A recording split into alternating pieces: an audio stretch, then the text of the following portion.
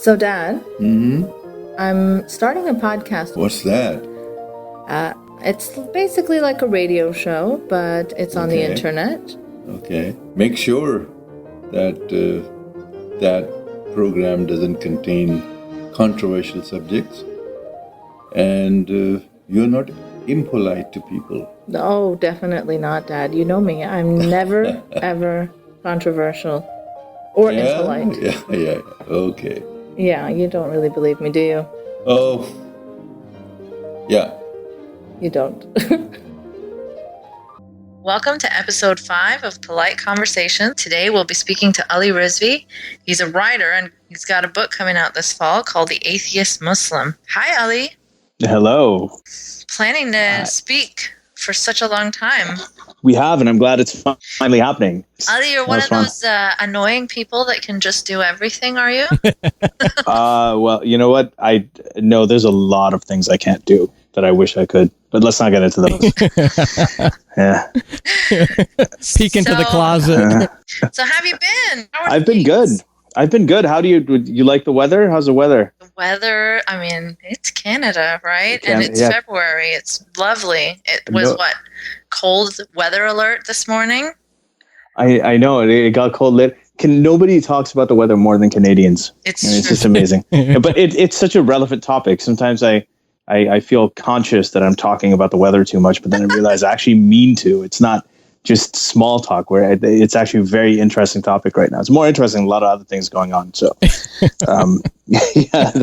it has been pretty. So I mean, Toronto. It's Toronto, so. Right? And you grew up in Saudi, like me, where we didn't really have weather. Like it was sunny and dry every single day. I know it was insane. So you and I actually have a very similar sort of geographical resume in a sense that the Saudi Arabia and you're originally from Pakistan too, right? That's right.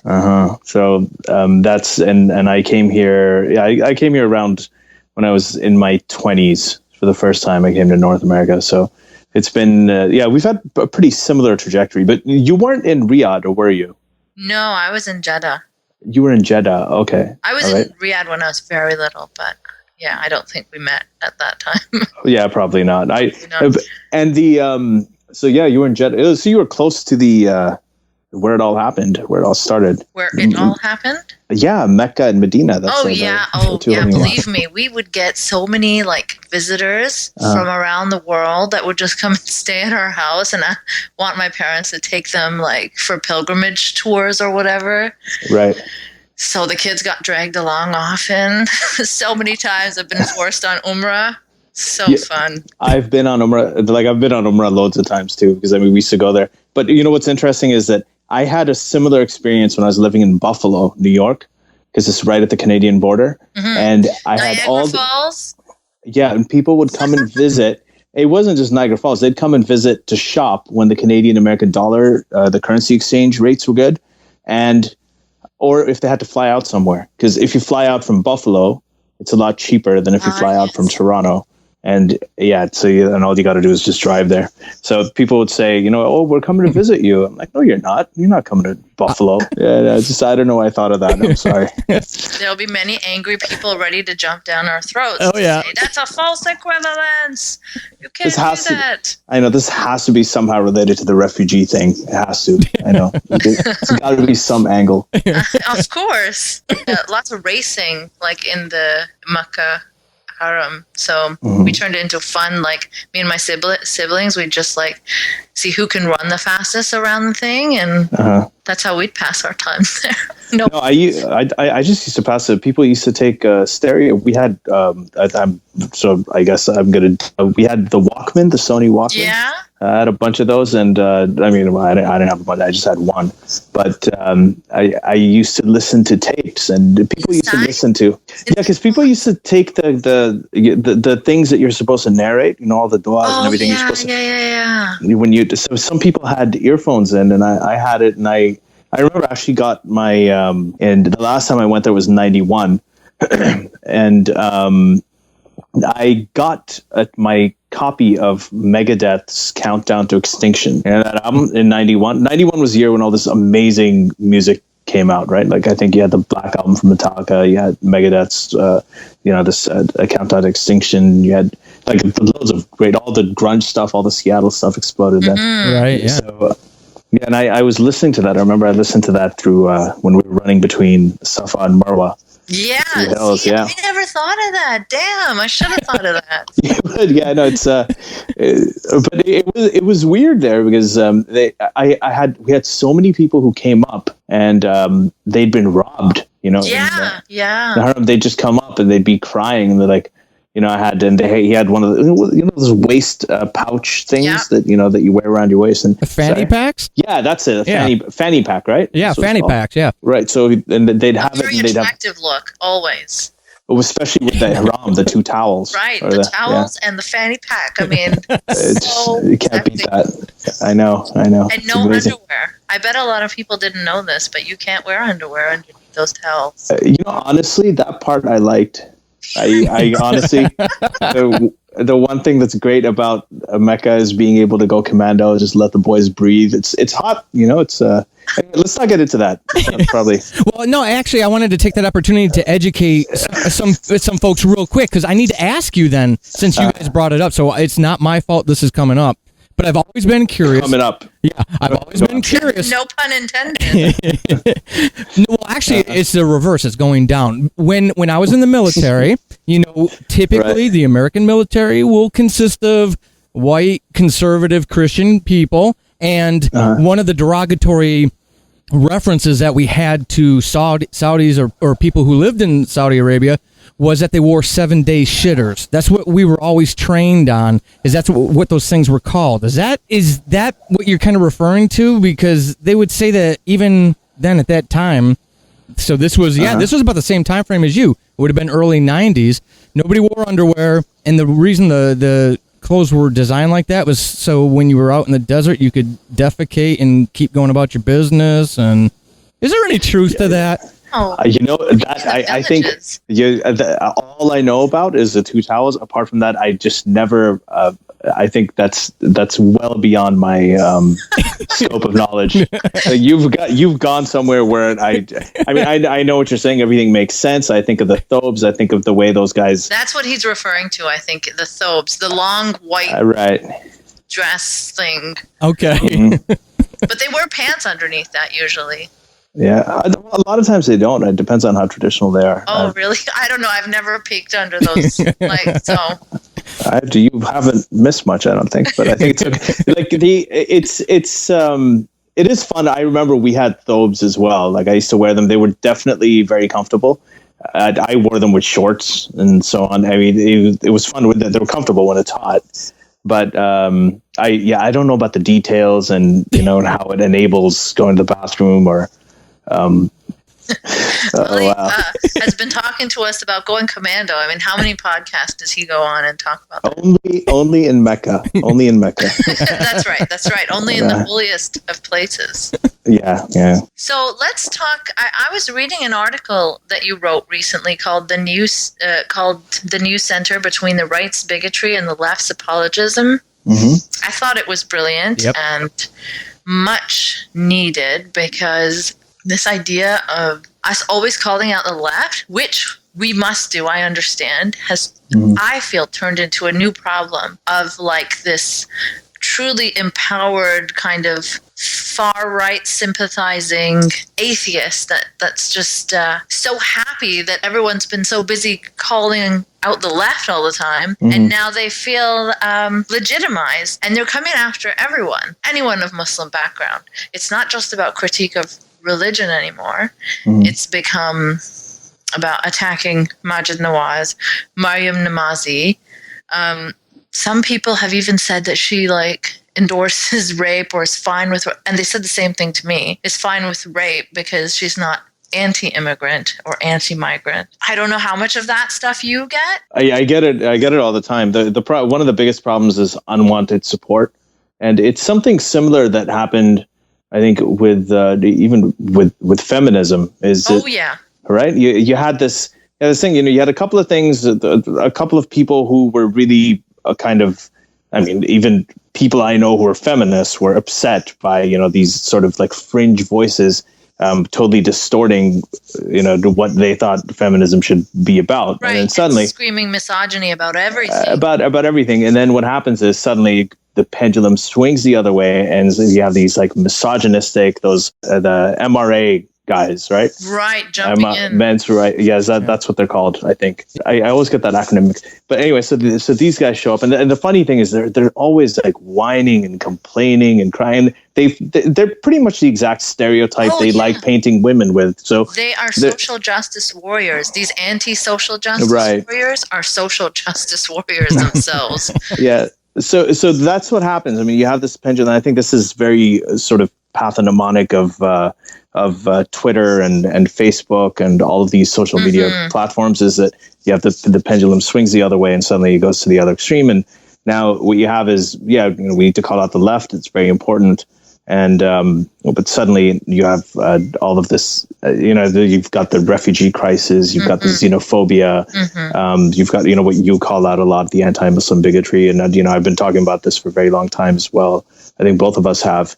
And we've discussed it before too. So I think that there's a lot of that.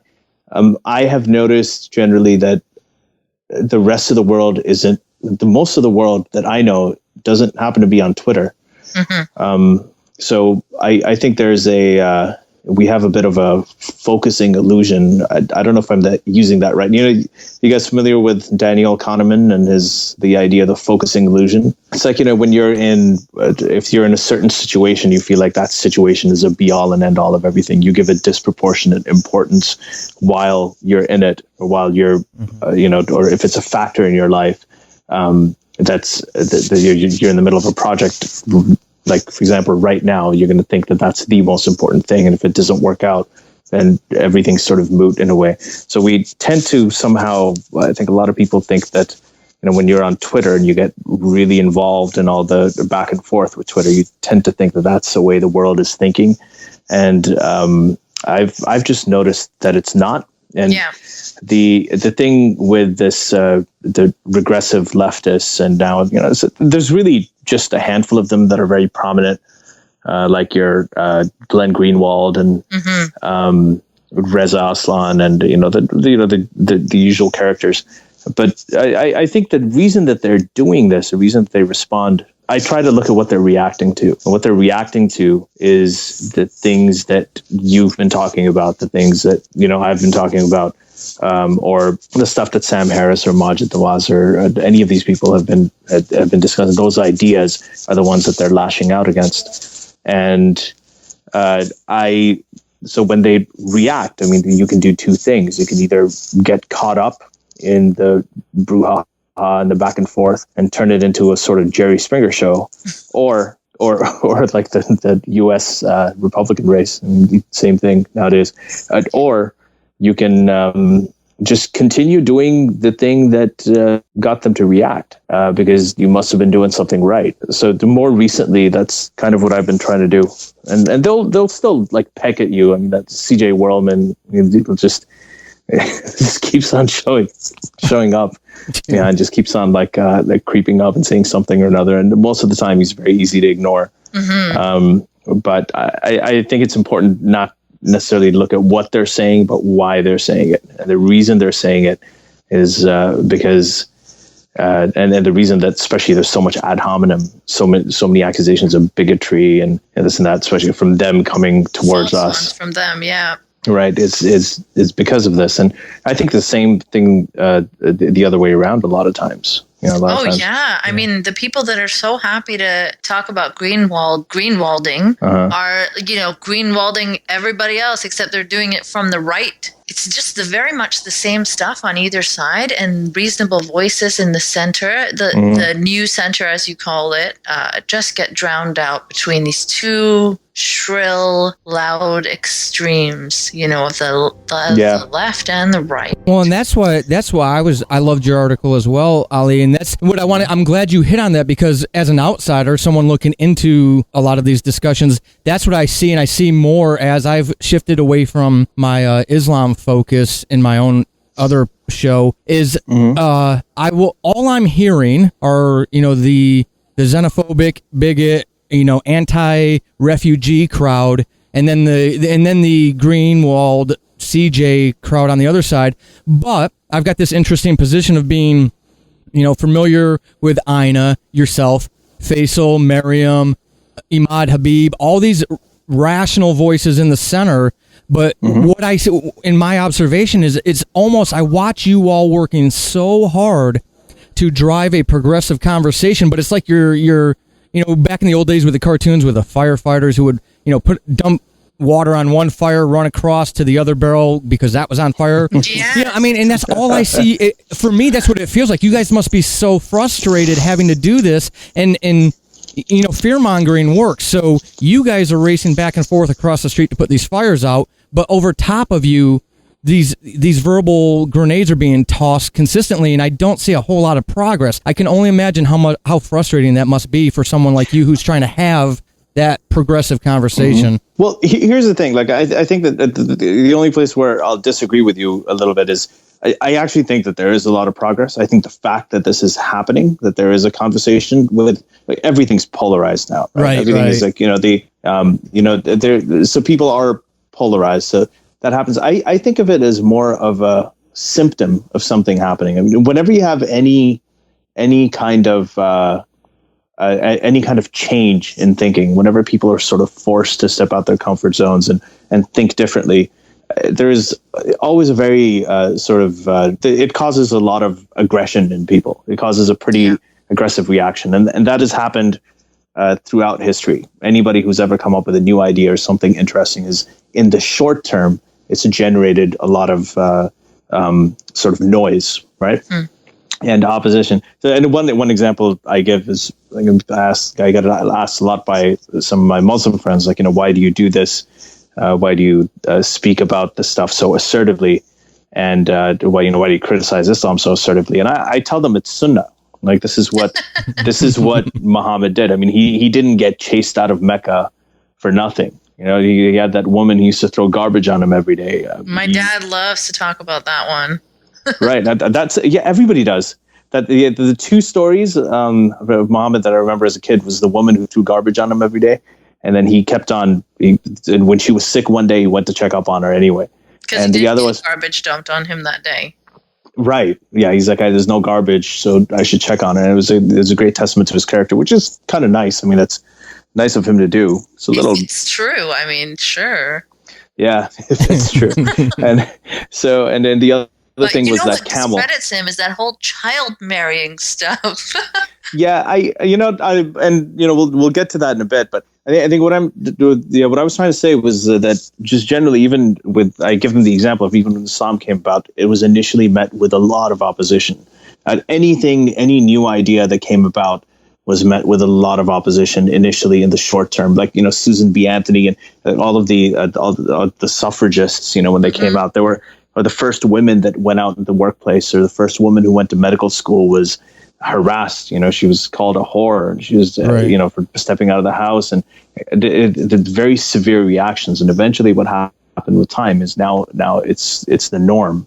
That's how things are supposed to be. If you go against it, then you're an outcast. So, when I look at this sort of like this big din around us, all of the noise and all of the aggression from people and the reactions, I look at it as more of a symptom that waves are being made, right? Yep. That there's something that's happening, and I'm quite comfortable with that. I'm okay with it. So it doesn't. I agree. For me, it doesn't. Like back when I was growing up, whenever, if there was an article in the paper, if you saw something on TV and you wanted to comment on it, you'd have to write in a letter.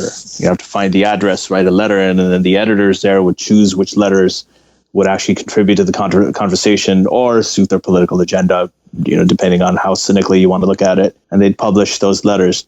And you didn't have, every sort of frustrated, angry person sitting in their mom's basement, their underwear, writing YouTube comments, blaming Obama for plane crashes and things like that. You didn't have that. Everybody didn't have a voice, and so that's why it is noisy when people are anonymous, and when they can they know that they can be heard and they can broadcast whatever they want to say to the entire world. They take the opportunity to sometimes bring out like whatever, a lot more aggression comes out that way. Oh, But yeah. you know, I get used to it when it comes from like religious fundamentalists. I just kind of expect it, and it just doesn't bother me that much. Mm-hmm.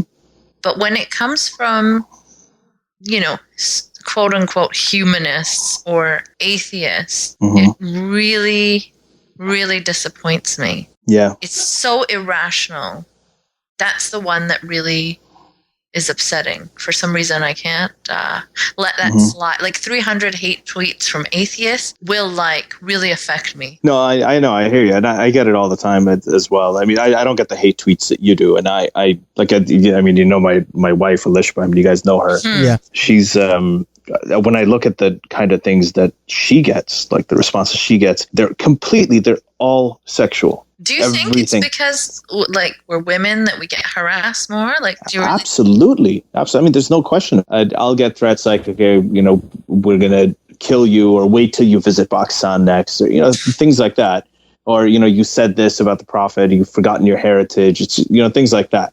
But with the kind of stuff that you know, Elishba gets, or the kind of stuff I know a lot of other sort of ex-Muslim women have gotten, are just, you know, I'm going to put this gun in your vagina and shoot you. And this is coming from somebody who's very, very pious, and he's upset that you didn't, and he's threatening to put a gun in somebody's vagina. So there's it just takes on a really, really ugly sort of sexual form when it happens to women. I think there's a reason for that. First of all, just the idea of women speaking up against something that is so, I mean, this is a tool. I mean, I know in North America, being Muslim is an identity. Right. In Muslim majority countries, being Muslim is a religion. Yeah, you don't have to struggle against anyone to prove your identity as a Muslim there, I guess. No, you don't. So, you know, over there, it's used as that kind of tool. So when you have the people who are most oppressed by that political system, which is the women, and over here, they actually speak out about it, and they actually criticize this sort of system that was, you know, all of these Abrahamic religions were essentially created to keep women down in a lot of ways. Right, but it's not just people from the Abrahamic religions is what I'm saying. Like, I got a comment from, I believe, an atheist once who told me that I should be sterilized because even though I'm an ex-Muslim, I'm from the same stock. Tribe. Yeah, and I can't be trusted to reproduce. Yeah, I don't see them as very different from the religious people. I mean, I think that one of the problems that's happened with these movements, when these things become movements, is that instead of atheism being against something, instead of it being against irrationality, against religion, against superstition, it started standing for something. And I think that immediately excludes people. You wouldn't be for non-racism, and if you're anti-racist, racism, you're against racism. And that does happen a lot with. I think whenever you get fragmentation in these groups is when they become really big and they start standing for something. Well, just the anti-racist movement has become so toxic and disturbing. Like, I hate to say it, but I've been told by fellow people of color, you know, don't trust white people. Don't, you know, trust anyone that's trying to have any sort of friendship with you. And when I said, what the hell? Why? I was, you know, shouted at and told that I don't care about my people, that I don't know anything about my heritage. Otherwise, I would never trust white people. And I mean, just disgusting generalizations that I'm not in favor of. And in any form. I'm told like it's racist to not like hip hop, like really silly things. Like, remember once we tweeted about this article, I remember interacting with you, where this Muslim girl had written about not dating white guys, like just preemptively dating white guys because she expects they'll never, I don't know, understand her experience or whatever. Like, it's kind of racist. No, it's very racist, but they've like, you know, now they've redefined racism, the word, as something that you can never be racist against white people. And I was thinking, I like, wow, you know, ask somebody who lived in the time of under Idi Amin or, you know, in Saudi Arabia, or at places like that about whether, and even in Pakistan, the way that they, well, I mean, it's weird, this love-hate relationship. Yeah, it's like an idolize them and also demon. Both of which are racist. You know, I guess these things happen. I see them a lot. I think that there's just the most of the people who talk about it, I don't think it gains a whole lot of prominence, but there is a lot of organizing happening, and it's not just you seeing it. I mean, you know, there's a reason that Donald Trump he's one guy who really knows how to recognize an audience and give them what they want. Yep. And he wrote about it in his book, in 87, The Art of the Deal. You read his book? Yeah, I'm completely fascinated by him. Like, it's just, he would recognize the audience, and he's like, oh, I play to their fantasies. I figure out what they want, and then I play to their fantasies, and a little bit of exaggeration doesn't help. And I guess he's exaggerating when he's saying a little bit of exaggeration. But so what he'll do is, he did this with the real estate community, or the liberal sort of like the Wall Street elite in New York City, which is the financial capital of the world. And he really did very well there. He did it with The Apprentice, and he recognized the audience and gave them what they wanted. And now, he's like, okay, I've got to run for the Republican nomination. Let's look at this audience. What do they want? Let's give it to them. But doesn't that seem like a fluke, though? Like, he's said the most outrageous things. Like, I can't believe that was calculated risk. I don't know. I have a strong feeling that it was calculated. I think he's one of the only people who, because he is very good at honestly just telling what an audience is thinking and being able to give it to them. He's shown that that's one thing he's been successful at, and he's made billions of dollars off of it. And I think he just looked at the audience and he's like, these guys, okay, they hate immigrants, they hate Mexicans, nobody's talking about it. And the other thing is that he's been a liberal for a very long time. Right. He's been a liberal? Oh yeah. He's been he was pro-choice, pro-single payer healthcare. He's pro, he's on the same position. He has the same position as Bernie Sanders when it comes to all the trade, all the treaties and so on. And then he's very good friends with his daughter, and Hillary Clinton's daughter are really, really good friends. Close friends in both Manhattan. Both in Manhattan, he used to play golf with Bill Clinton and so on. So there's a lot of connection there. And when you're that liberal and you want to prove to people that you have actually switched, you can't just say, I was pro-choice before, I'm pro-life now. Nobody's going to believe you. Mm-hmm. What you got to say is, when everybody else is like, we got to do something about immigration. He's like, well, we're going to build a wall and make Mexico pay for it. And then all the other Republicans are like, whoa, okay. It's like, we got to do something. We have to screen our immigrants better. They look like they cringe when he speaks. That's exactly how he gets his credibility as a conservative. Because imagine you're in the Republican Party and everyone's kind of saying, waterboarding, it might be it could be torture, and I think we should bring it back. I think we should discuss this. And then when they ask him, he's like, yeah, I'll bring back waterboarding, and I'll bring it back a lot worse than waterboarding. And when he says that, then there's no doubt in anybody's mind, and even the rest of the Republicans are shocked that this guy's way to the right of us. So yeah. You want to erase a past liberal record, that is a really good way to do it. So I think he is. I think it is pretty calculated, and I kind of feel like there's going to be a huge flip-flop in the general election when it happens. But and he'll probably get away with it because he's already done it enough. I mean, because he's so crazy. That's why. Yes, but he has he has gotten this crowd of all of these frustrated people sitting at their keyboards that are sort of bigoted, and many of them are sort of Christian fundamentalists. Others are atheist fundamentalists. Hashtag. Oh yeah, there is. There's so funny.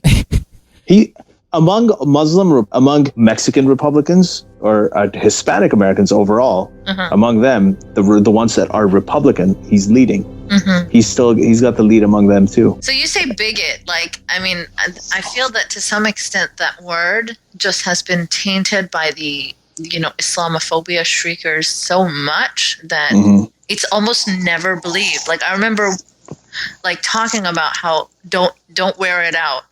Because we'll never be able to recognize actual instances of bigotry. And now we're in that situation. When you point out an actual instance of bigotry, you're shouted down for being a regressive or an Islamist apologist because apparently bigotry doesn't exist. Yeah, I think there's just a lot of... there's too many people out there speaking at the same time. Yeah. I can't. So I've been called... Sorry, go on. No, I think the word is meaningless. I don't bother with it anymore. I just don't like. I get called a bigot so many times. Yeah, me too. Islamophobe is a very, very obvious misnomer. Yeah. Like there is such a thing as a bigot, but I don't know. Like I just don't think the word has. I don't think a lot of people take it very seriously anymore. I think it's like different societies have different communities have different things that they're sensitive about. Like for instance, Muslims for the longest time were very sort of rightly concerned that any criticism of Israel gets them called anti-Semitic, and it's something that became overused. And eventually a lot of people stopped taking it seriously because, people just anytime you said something about something you didn't like about what the Israeli government was doing, like say settlement expansion or, whatever it is that you weren't comfortable with, and they'd call you anti-Semitic, and it just lost its term. And it's a very important term because there's a lot of real, genuine anti-Semitism. And there's a resurgence of it actually right now happening in Europe. Then the same Muslims did that with the Islamophobe word. Anytime you criticize anything about Islam, started calling you an Islamophobe. They're all kind of going against each other. It's sort of very tribalistic, and you can see it. The reason I was talking about Trump earlier is that I think that it's very easy to play to it now because everything it's so kind of stupid and so basal and so like fundamentally tribal. The demagoguery has never been easier. It's just so easy to go out there and collect a whole bunch of nut jobs around. You don't need credibility. Yay, internet. Yeah.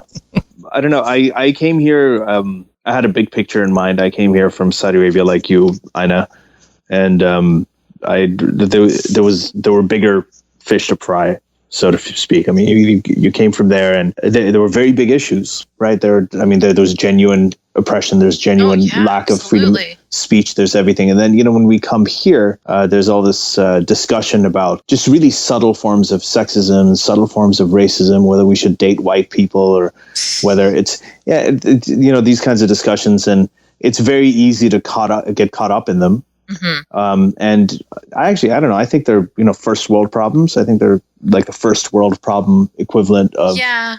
I think a lot of the cultural appropriation stuff is also just that. Like there's a hashtag movement to take back the bindi. And I mean, come on, seriously. Like one thing that could do, if we could paint converting to Islam as a cultural appropriation. We should really work on that.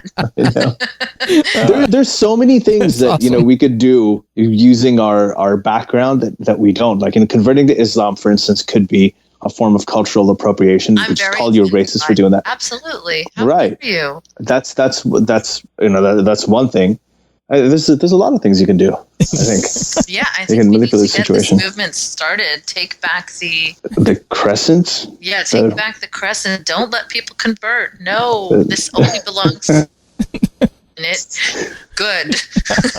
Right. I don't know about a lot of these. A lot of it is very speculative, and it is easy to get caught up in it if you surf the blogs and everything a lot. I just try not to get caught up in it too much. I've seen that the voices that actually make sense eventually get to the places they need to be. Since Paris and since San Bernardino, I haven't seen Reza Aslan being called on a lot of channels to talk about Islam. That actually, you're right. He hasn't been, and I haven't seen Dean Obedullah. That guy. He was actually tweeting. He's like, if you want moderate Muslims, we've been begging these guys to let us on, but they're not letting us on. This is after Paris, and I was reading that because they'd call him on all the time. He works for CNN. Why do they call upon such cringeworthy people? Well, see, they used to. And since then, since Paris and since San Bernardino, the people who've been on, for example, Anderson Cooper are Majid Dawaz. Mm-hmm. They've been there many times. So they found a reasonable voice. Well, I don't know, though. I don't know how much that will do for ratings, or don't people like to hear from crazy denialists and apologists so that they can shake their fists angrily at the TV? To an extent. I don't think they shake their fists. When Reza Aslan went up after the whole Ben Affleck, Bill Maher thing. No, I can't tell you how many of my, poor, sweet, liberal white friends were, completely, promoting Reza Aslan just because he exactly took down a Fox News reporter. Like, come on. Right. So I mean, they weren't angry at him, but the problem is when after Paris happened, after San Bernardino happened, and after you've had this dialogue, and after Bill Maher has been going after it, and these conversations have become sort of more mainstream among liberals as well. Since this has happened, I've seen more of Majid on TV. I've seen more of Asra on TV. I'm noticing that, my friends, the people I know, like they're showing up. Like I'm sitting there watching TV and they're just showing up now. And it's, to me, that's a good sign. That's like the opposite of frustrating. I think it's they're realizing that there is a sort of, it's a slow realization. It's still in its stages slow, of. Yeah. Right, when I saw you on TVO, that was very exciting for me. Yeah, that was fun. I mean, that was, and I was very happy to be called on there. I thought it was a great show. All the panelists. I normally get frustrated with Canadian liberal media when it comes to their portrayal of Islam, but that was one time that I was glad that they had a representative that wasn't an apologist. Otherwise they'll have these so-called liberal Muslims or people from Muslim background, but they're complete apologists for, or this niqab lady, Zanera Ishaq. Yeah, she's like being painted as a total hero, like going against her family and donning the niqab, and people were embarrassed of her. Oh, come on. You think you wouldn't be embarrassed if your family member joined the Westboro Baptist Church? I know. Yeah, I think we end up making these people heroes a lot of times. We do that. And this is, I think, one of the places where I remember you and I had a disagreement as well, right? With the thing. Yes. That's okay. It's no. I get it. Who's the Alishba? Actually, my wife. She's with you on this. So even my mother, who's my mother is actually still. She's a believer. She's a liberal Muslim. She also agrees with you. Many liberal Muslims that are completely anti-niqab because they left behind this stuff. They don't want to come here and then also see it getting special accommodations to the extent where the federal government has to give them, a special allowance to be in court with their face covered. It's just ridiculous. I mean, I'm not for total bans either. I remember that was your point where you didn't want to make a martyr out of them, right? It gives a point to scream about that they're being discriminated against. I get that completely. That's why I think partial baby steps are good, as in, creating one law for everyone. If you can't wear balaclava to the bank, or in court, if you can't wear your KKK hood in court, then sorry, you can't wear your woman-hating burqa in court either. Yeah, I mean, my position isn't that much different from yours in the sense that I think when it comes to banks or places where you need security, even on public transport or in certain forms of public transport, if you're wearing a niqab and you're getting on, or if you're wearing a niqab and you're going into a bank, you have to be identified and you have to be frisked. I mean, you've got to go through that because nobody can really see what you're about. They can't even tell if you're... A few years ago, there was a video released from, I think, was it Montreal or Ottawa? I can't remember where, but, in the airport, they were just allowing niqabbed women through because I guess they didn't want to go through the awkwardness of, or whatever. It didn't matter to them. I don't know. But they were just letting them through. That's it. Yeah. So I wouldn't advocate for that at all. But I think that, once they've been identified, once you know that they're safe, and then they go in and they're deemed to be safe, then after that, I don't really care what they do. So that's really the only place where I differ.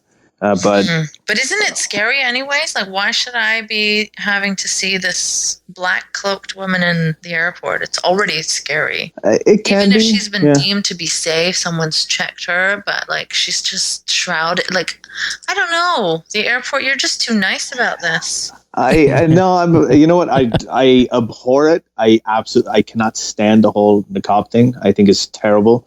I can't tell you how much I think it's, I really, I think it's a terrible thing. And it is icky. I understand that, when you see that, it's disturbing, especially when there's a guy walking around. I've seen, when you see kids, that's the worst. That is just 6, 7, upsetting to me. If there was a ban on the niqab, an all out ban, not just I think it should be regulated.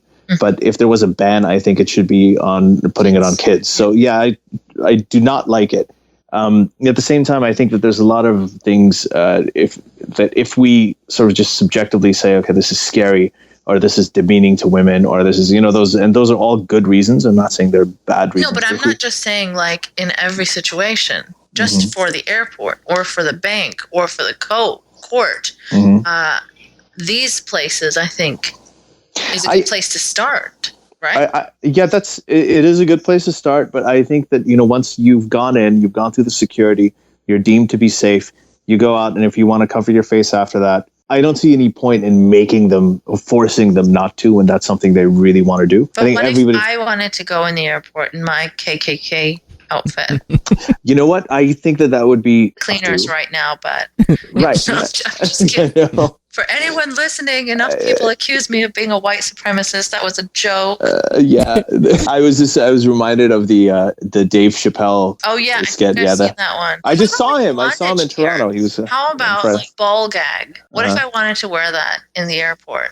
I know this is you're making me say really insane things, but I actually think, and here it is, I'm going to say it. I think it's fine. I think that once you've gone through security, you're safe. If you want to walk around with a ball gag in your mouth and just looking like that, then it's just something that you're going to have to deal with. I mean, people are going to do whatever they're going to say things to you. They're going to look at you weird and everything. And if you're prepared for that, can you blame them?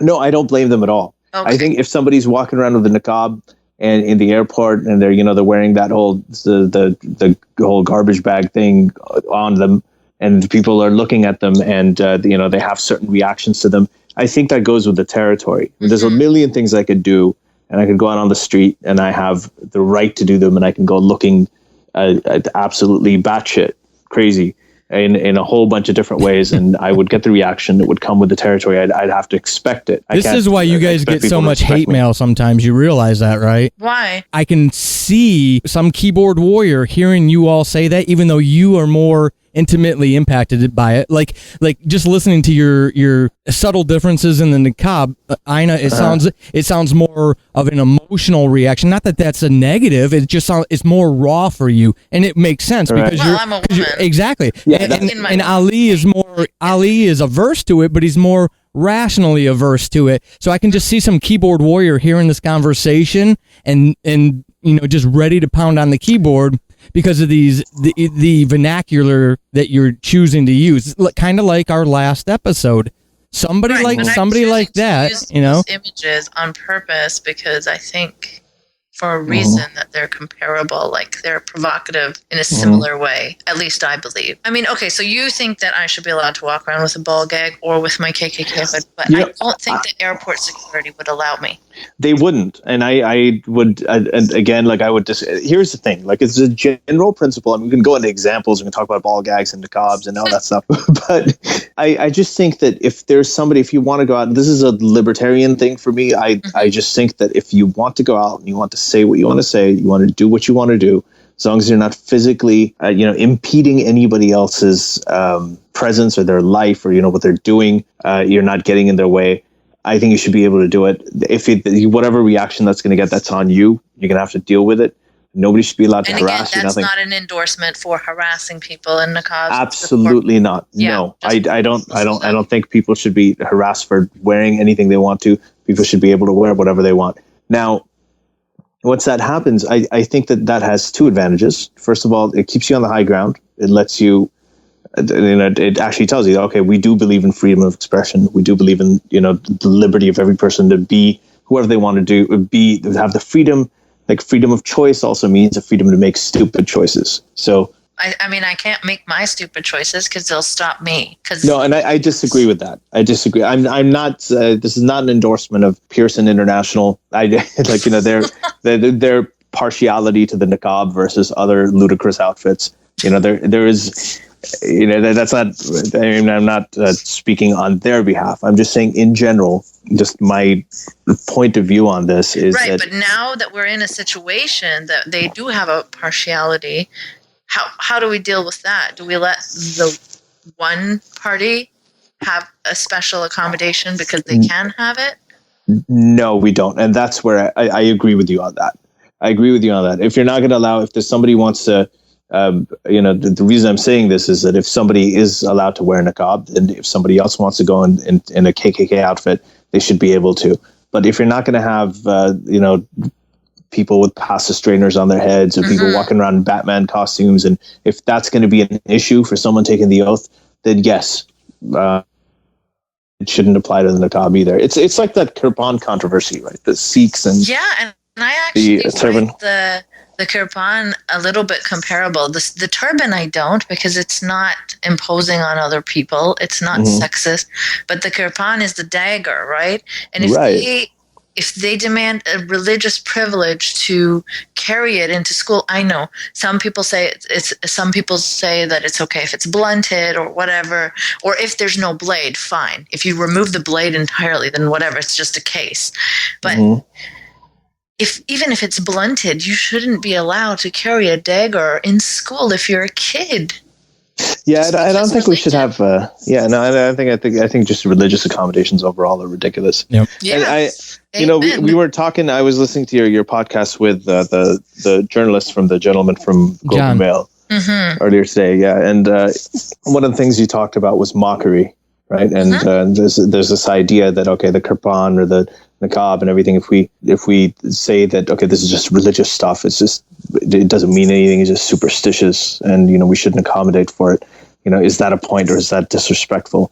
And I think that I don't actually. I mean, I think it is disrespectful to people. They're going to feel disrespected by it, but I don't think it's such a big deal when it comes to having the same, the one law for all. I mean, I can see why the federal government would have a problem. There are a lot of twisted, crazy people out there. And those are the people we're talking about. I know. In the Globe and Mail, again, that's the same publication from the gentleman that I interviewed about Charlie Hebdo. Right. They published so many pieces on the niqab that were painful to me. As someone who's lived under a theocracy. So it's not just the crazy, twisted people. I know. I mean, this becomes a mainstream thing. It becomes it just empowers the wrong people. And I don't think it's such a, just allowing people to do what they want to do and live the way they want. I mean, that's what we do. I get it. But I mean, that's imposing on other people. When it starts to cross that line, that's when I have a problem. I would never, ever have a problem with the hijab. But the niqab, again, is just asking for a privilege that other people don't get, and that's where it gets unfair. There is no law that's going to allow people with ball-gags or hoods or whatever. So the truth of the matter is, if it's not allowed for one, then even you don't agree that it should be. Right, no, it's not. No, I think it should be all or none. I mean, what I'm talking about is I don't think there should be a niqab ban, but I don't think there should be a ball-gag ban either. I love this conversation. This is the best podcast, huh? This is the best one ever. No, if there's a niqab, then a ball gag as well. No ball gag, no niqab. That's There's the episode title right there. I mean, no one's really tried to go in and take their citizenship oath wearing a ball gag. Like, I wish they would. Oh, we've got some plans, I think. Yes. Your wife is going to please do something fun.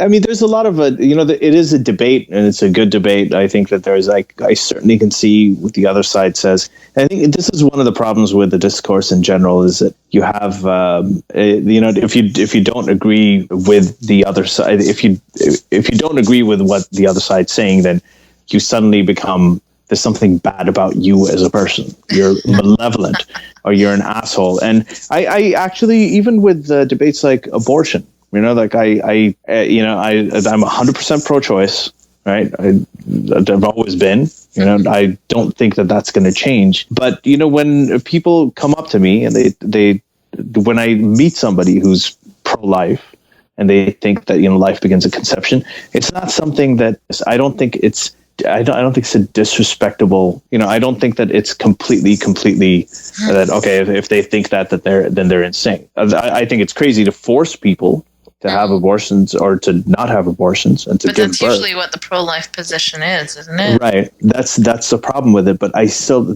when I look at the rationale behind it, right? It's something I can argue with. Like same-sex marriage, for instance, I don't think that the other side has any good argument. I think it's like the flat Earth thing. I mean, there's no good argument on the other side that makes sense to me.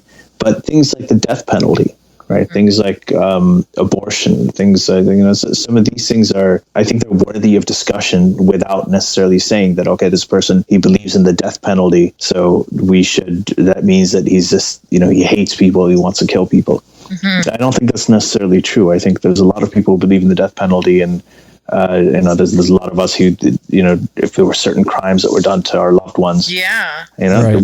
we can certainly sympathize with it, and you can respect the position that they're coming from. I think with abortion, though, the thing that trumps everything is the autonomy of the woman that's carrying, right? And that's what people fail to see, and that then becomes an issue. I agree with you on that. I completely, again, don't get me wrong, I'm 100% in line with you on this. I mean, this isn't even like the niqab thing. For me, it's not even a question. All I'm saying is when somebody else comes up and they say something like, well, it's not a fetus, it's a baby. Supposing they make that claim, I can see merit in that claim. I know that when babies, when it's kicking, people don't say, oh, my fetus is kicking. They say, oh, the baby's kicking, or the baby's coming, the baby's 7 weeks.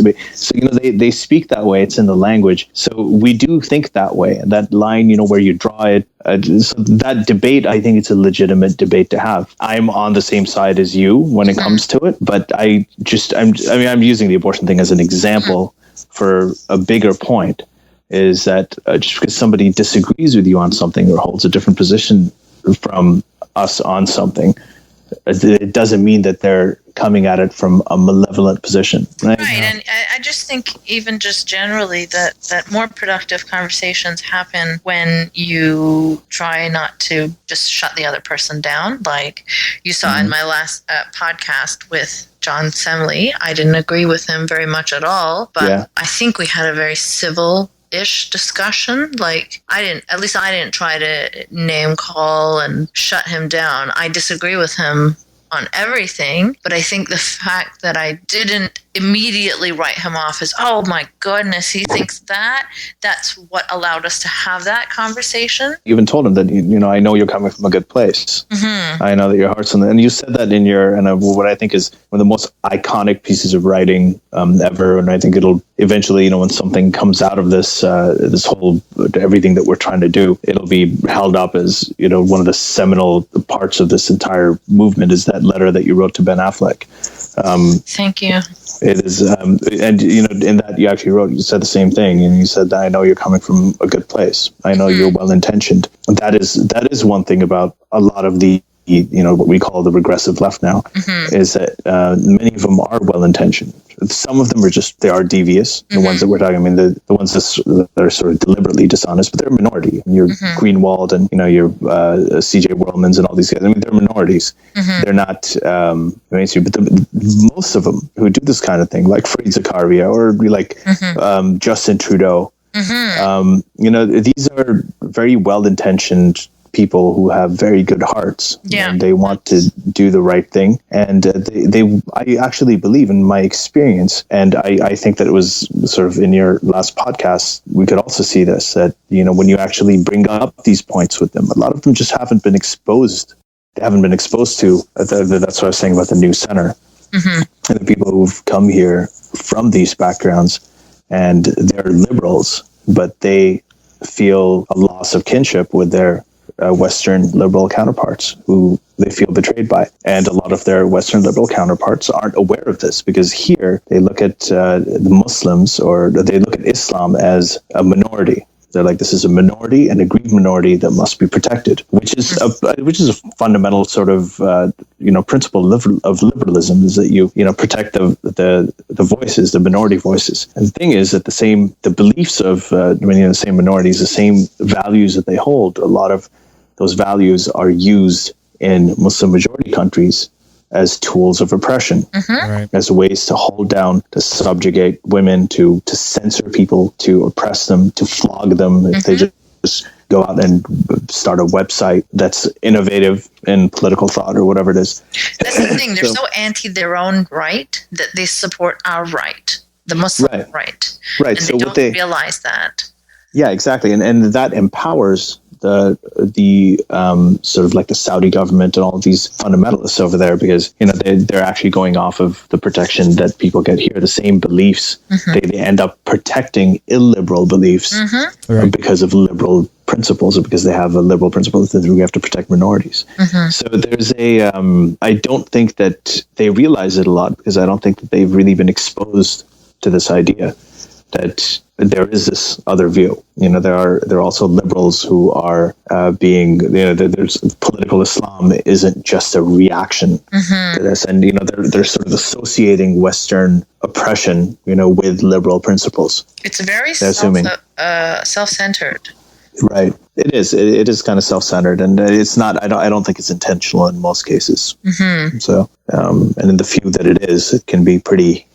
It can be pretty bad. So, thank you so much, Ali, for taking the time out today and chatting with us. Yes, Ali. Yeah, thank you for having me. We've wanted to chat with you for so long. I know I've wanted to chat. We've always talked about this on Twitter, about how we need to get a conversation going between me and you, but I never really had a home for my conversations. So I like this. This is good. Like, you've got a great podcast going. It's excellent. I just hope I hope YouTube doesn't take it down again. I hope it's been banned twice from YouTube, and that's okay. So, we got our workaround now. Yeah, now it's got SoundCloud, but it's just been so unstable, right? Like, we can't have one home for it. Everything is kind of scattered. We're just trying to gather it all together in one place, and watch. Once we do, someone will do something that will be banned from somewhere else. Oh well. But yeah, it was lovely chatting with you. Yeah. Sunnah, definitely. Sunnah, getting banned. Getting banned, just like Mo. He came back and he smashed the idols, and we've never done anything that bad. All we've done is just put up podcasts, right? We're metaphorically smashing their idols. Oh, deep. That's good. But tell us about your book quickly before you go. Yeah, my book is called The Atheist Muslim. It's a journey from religion to reason. And it's being published by St. Martin's Press, and it's coming out worldwide in November, as far as I know right now. And it's pretty much done, and we're just going through the edits of it. I'm a lot more articulate when I write, so I hope that it really is the main reason that I wrote it is because I get messages like I know you do as well, as from people from Saudi Arabia, Bangladesh, Malaysia, Indonesia, Egypt, everywhere, like Muslims or ex-Muslims who are sort of closeted, and they don't really have a voice. Many of them are persecuted. Many of them had friends who died, like the bloggers in Bangladesh, or like Raif, who, he's a really good friend of mine. I think you guys know him too. Yeah. So I hear from these people all the time, and they don't really have a voice. And someone has to speak for them. And I think that the fact that we're able to do that now is a privilege. And definitely. I just feel like we should use our voice to do that. That's what this book is about. Yeah, it's so important to speak for the voices that are crushed over there under religious rule. And thank you so much for doing that. Thank you. Thank you for having me. Okay, take care. Bye-bye.